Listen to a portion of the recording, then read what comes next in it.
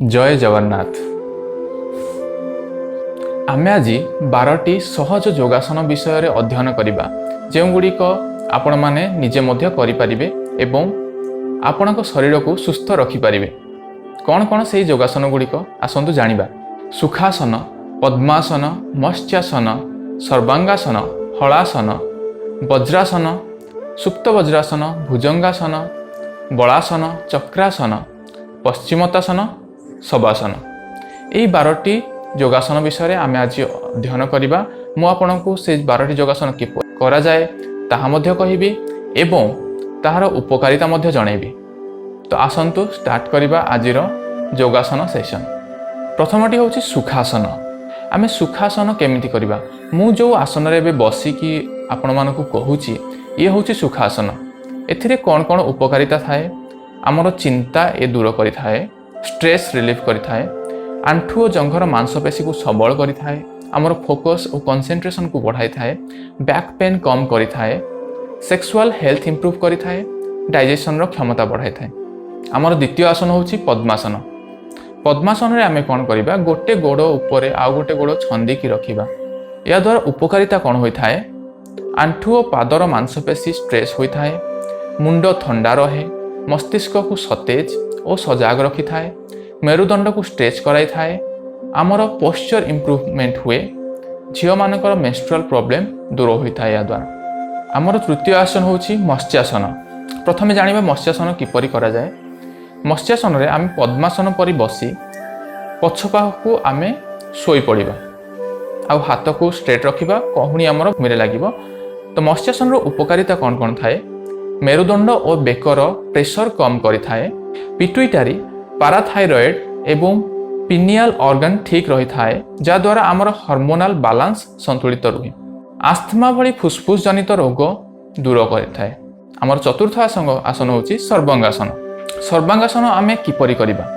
आमे भूइरे सोई पड़िबा, हाथ को आमर अंटा पाखरे रखी आमे परपेंडिकुलर होई गोड़ ऊपर करदबा। आमे मन रखिबा जेमिति आमर शरीर 90 डिग्री रे रहिबो ऊपर को। या द्वारा उपकार कौन होई थाए, कान नाक आ बेक जनित रोग जोटा कि आमे ईएनटी प्रॉब्लम कहि थाओ सेटा दूर होई थाए। बॉडी वेट आमर वजन ठीक रही थाए, संतुलित रही थाए, किडनी जनित रोग ठीक करि थाए, आखिर दृष्टि शक्ति बढ़ाई थाए, रक्त को प्यूरिफाई करि थाए, चर्म रोग दूर करि थाए, नारी मानकर शिशु नष्ट हेबा जनित रोग समस्या जोटा कि आमे कहूचे आबर्षण जनित समस्या दूर होई थाए। आमर पंचम आसन होछि हलासन। हलासन आमे केमिति करिबा। आमे सर्वांगासन जेमिति कले सेमिति रहिबा, तापर आमर गोड़ को स्ट्रेच करी आमर पछ पाखे भूमि रे लगेबा।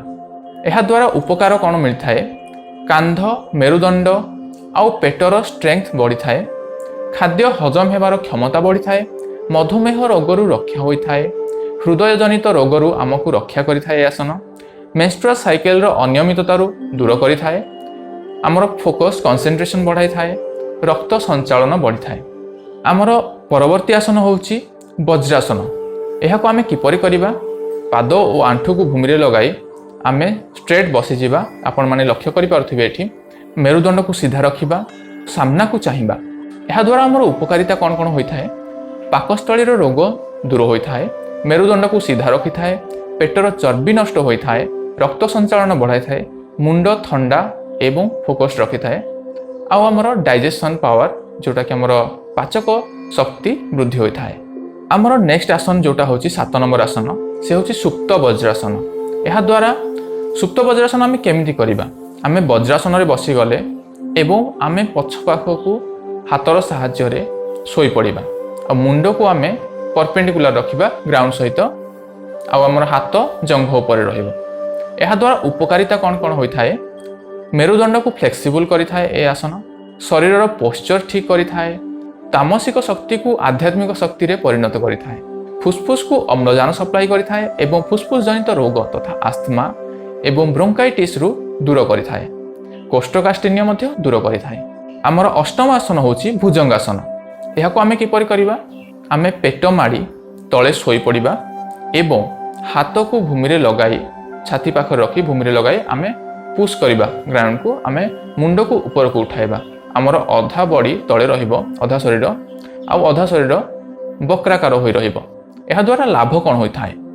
कांध, छाती, पेटर मांसपेशी स्ट्रेच होता है, चिंता एवं चापरू मुक्त होता है, मेरुदंड नमनीय रही है, ऋतुस्रावर अनियमितता दूर होता है, हजम प्रक्रिया त्वरान्वित होता है, हृदयर ध्यान रही है, ध्यान केन्द्रित यह आसन सहायक हुए। आमर नवम आसन होची बलासन। बलासन आमे केमिति करिबा? आमे वज्रासन रे बसी तापर आम हाथ को आमे आग को स्ट्रेच करिबा आ मुंड को तले लगाइबा। एहा द्वारा आमर उपकारिता कौन कौन होता है? पाचक शक्ति वृद्धि होता है, रक्त संचालन वृद्धि होता है, गोड़र मांसपेशी शक्त होता है, पिठी व्यथा दूर हुए, पेटर चर्बी कम होता है। आमर परवर्ती आसन होची चक्रासन। एहा को आमे किपरि करिबा? आमर जो दुईटी गोड़ अछि ताकू आमे टुवर्ड्स आमर अंटा आमे आनिबा एवं आमर हाथ को कांध पाखरे रखिबा बैकवर्ड फोल्ड करी एवं आमे गोड़ आउ हाथ को पुश करिबा टुवर्ड्स ग्राउंड आउ आमर पेट को ऊपर को उठाइबा। एहार उपकारिता एया कि हाथ, कांध, गोड़, पेट एवं मेरुदंडर मांसपेशी शक्त कराई थाए, थाइरॉइड एवं पिट्यूटरी ग्रंथि को उत्साहित कराई थाए, चाप एवं चिंता दूर करि थाए, किडनी एवं यकृतर क्षमता वृद्धि कराई थाए। आमर नेक्स्ट आसन होची पश्चिमोत्तासन। एहा को आमे किपरि करिबा? आमे गोड़ लंबाई बसी पड़िबा भूमि उपरे एवं आमर हाथ को आमर गोड़र बुढ़ा आंगुली सहित लगाइबा एवं आमर कहुणी को आमर आंठु पाखरे भूमि रे टच कराइबा एवं आमर मुंड जोटा होची फोरहेड ताकू आंठु रे टच कराइबा। एहा द्वारा आमर उपकारिता कौन कौन होता है? पिठी व्यथा दूर करिथाए, पेटर चर्बी ह्रास होता है, रक्त संचालन वृद्धि करता है, पाचक शक्ति वृद्धि होता है, गोड़र मांसपेशी शक्ति होता है। सबुठु लास्ट आसन जोटा आज सेसन सी हूँ शवासन। यह सबुठु सहज आसन।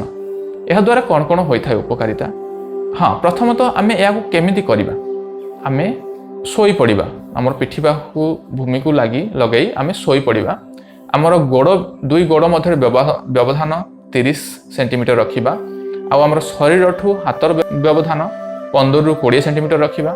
आमे रिलैक्स्ड होई शोई पड़िबा एवं आमे आखि बंद करी चिंता करिबा आमर प्रति अंग को जेमिति ऑक्सीजन अम्लजान पहुँचुची आम निश्वास द्वारा आमे से जिनस चिंता करिबा। यह द्वारा उपकारिता कौन कौन होता है? चाप एवं चिंता दूर होता है, माने आम स्ट्रेस रिलीफ होता है, ध्यान एवं एकाग्रता वृद्धि होता है, पिठीर जंत्रणा दूर हुए, रक्त संचालन वृद्धि होता है, हृदरोगर उपशम निमंते ये आसन लाभदायक, मुंड बिंधारू मुक्ति प्रदान होता है। ये थिला आजिर 12टी सहज आसन जोटा कि आपण माने निजे करी आपणक स्वास्थ्य को उन्नत करि परिबे, आपणकर रोग प्रतिरोधक शक्ति वृद्धि करि परिबे। धन्यवाद।